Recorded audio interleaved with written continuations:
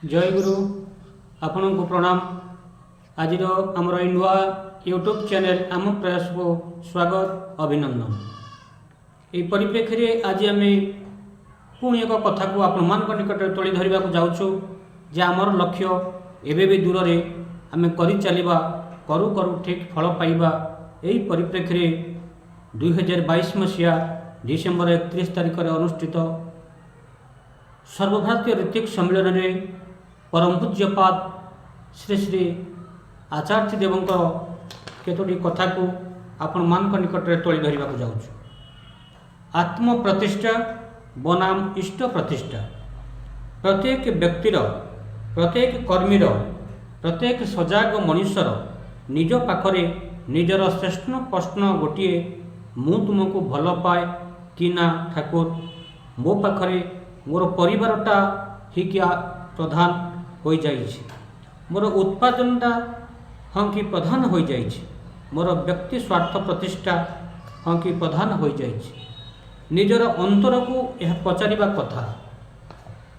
जदि कहार अर्थ मान जशर चाहिदा थाए ताहाले तार ताहा ही हेबो।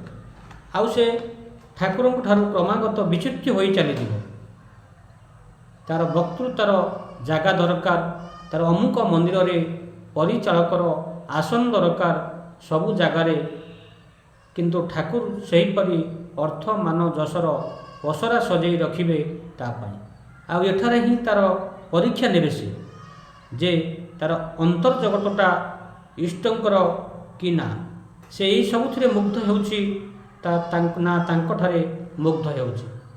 काहाकू मंदिर परिचालना दायित्व हटई दिगला पर से सबू प्रणामी बाक्स रे ताला झुलई देले।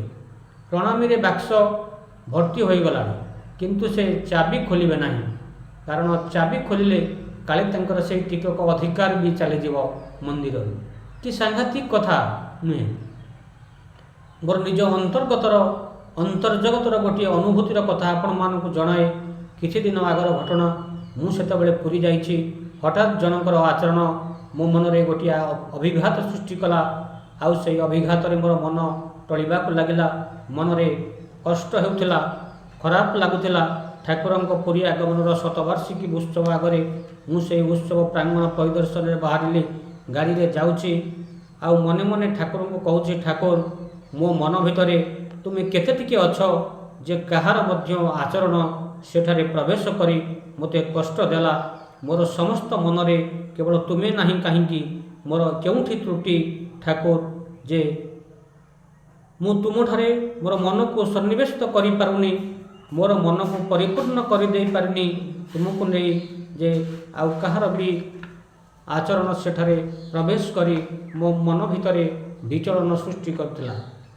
ताहले सेठारे ही निजर अंतर्जगतर आममानकर निरंतर चिरंतन प्रश्न तुमे अछ कि ना प्रभु मो सहित, मोर परिवार मो साथी रे अछि जानिनी अछि कि ना, मोर संतान अछि साथी रे मु जानिनी, पितामाता अछंती जानिनी, धन संपद अछि जानिनी, जानिबाकू चाहिबी नहीं।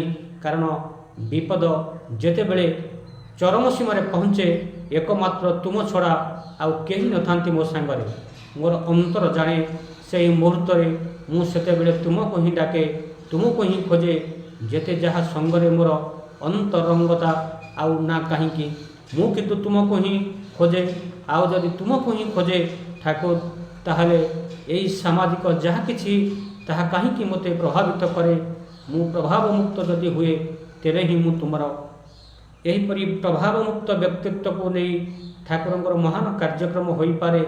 आ प्रत्येकटा व्यक्तित्व ही सेहीपरि होई उठिबा संभव कहीं भावी मो द्वारा हेबो नहीं। रामायण रे अछि से गुंडीची मूषार कथा। श्री रामचंद्र को सेतुबंधर कार्यक्रम जेतेबेले चली से क्षुद्र जीव सेतेबेले समुद्र पानी रे देह को भिजई बाली रे गड़ी से बाली को नहीं बंध ऊपर झाड़ी दे आसुची। ताकू देखी अनेक ताच्छल्य करुचंती।